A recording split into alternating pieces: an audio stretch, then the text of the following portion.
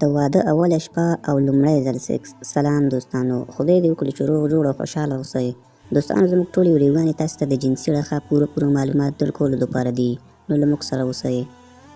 دوستانو، زیاتره داسې ځوانان دي چې هغوی واده نه وي کړی او هغوی واده په لنډو ورځو کې وي او هغوی ډېر زیات په تشویش کې وي.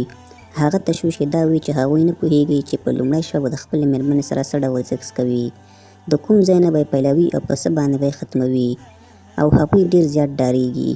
نو دوستانو، په دې ویډیو کې درته په دې اړه مکمل معلومات درکوم، خو د دې نه مخکې چې زه تاسو ته دا معلومات درکړم، که چیرې تاسې زموږ د یوټیوب چینل نوي سبسکرایب کړی نو زموږ د یوټیوب چینل سبسکرایب کړئ او په خوا کې ورسره د زنګولۍ نشان هم ووهئ، تر څو همدغسې معلوماتي ویډیوګانې د ټولو نه مخکې تاسو ته در ورسیږي.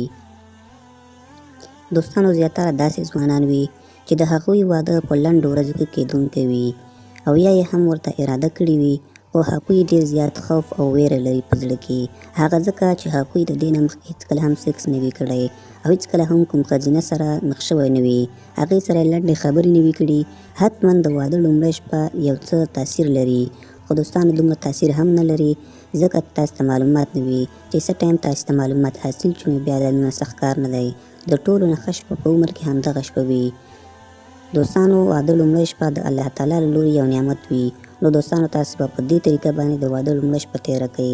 دوستانو، د ټولو نه مخکې چې تاسو څه ټایم خپلې کوټې ته ور داخل شوئ، نو تاسو به سلام واچوئ، په خپله مېرمن باندې به سلام واچوئ او په سنت طریقې سره به کوټې ته داخل شئ.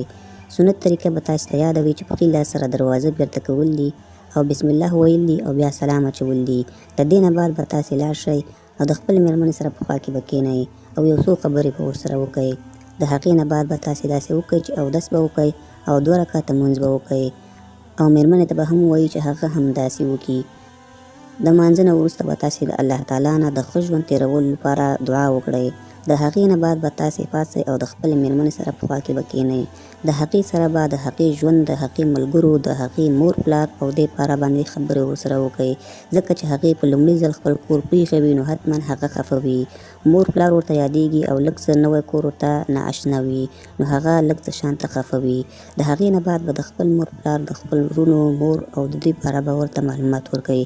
د ځان په اړه به معلومات ورکوئ چې تاسې څه ډول خوی لرئ، په څه شي باندې غوسه کېږئ او په څه شي باندې خوشحالېږئ. د دې په اړه به ورته معلومات ورکوئ، تر څو په آینده ژوند کې بیا درته مشکلات نه وي. د هغې نه بعد به تاسې داسې وکئ، که چیرې په هغې باندې بیماري نه وه، د حیض بیماري یادوم، که چېرته پې دا بیماري نه وه، نو تاسې به د هغې په جسم باندې ګوتې وهل پیل کړئ. هغې په شونډو باندې به خپلې شونډې کېږدئ، د هغې په سینو باندې به لاس وهل پیل کړئ، د هغې په شرمګاه باندې به تاسې دونه ګوتې ووهئ چې د هغې شرمګاه مکمل لمده شي. د هغې نه بعد چې هغه ښه په جوش کې راغله، د هغې نه به کمیس پرتوګ وباسئ، یعنې ښه به یې بربنډه کړئ. د هغې نه بعد به خپل کمیس پرتوګ وباسئ او لږ څه تیل، داسې غوړ شانته شیان به تاسې راواخلئ چې هغې لپاره په بازار کې کرمونه او تیل خرڅېږي، هغه به تاسې د لومړي نه تیار کړي وي. د هغې نه بعد به تاسې هغه تیل راواخلئ یا هغه کریم چې کوم تاسې د بازار نه راوړي وي، په هغې باندې به د هغې شرمګاه غوړه کړئ او خپل ذکر به پې هم غوړ کړئ. او د هغې نه بعد به تاسې د هغې په شونډو باندې خپلې شونډې کېږدئ او لاسونه به د هغې په سینو باندې کېږدئ او خپل ذکر به د هغې شرمګاه ته ورسیده کړئ او قرار شانت لږ شانته زور ورکړئ چې تاسې څه ټایم پوه شوئ چې د هغې پرده وشکېدله، نو هغې به لږ څه چغې ووځي او هغه به بېهوشه شي. نو تاسې به په دې ټایم کې لږ څه وقفه وکړئ، خو بیریږئ به نه، ځکه دا بېهوشي هغې ته د زیات خوند ورکولو له وجې وي.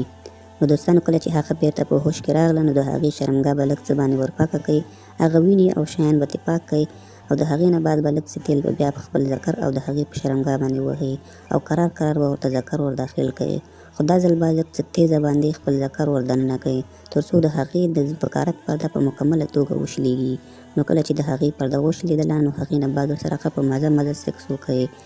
نو څومره چې مو خوښ وي او څومره چې ستاسو طاقت وي، نو هغومره ورسره سیکس وکړئ.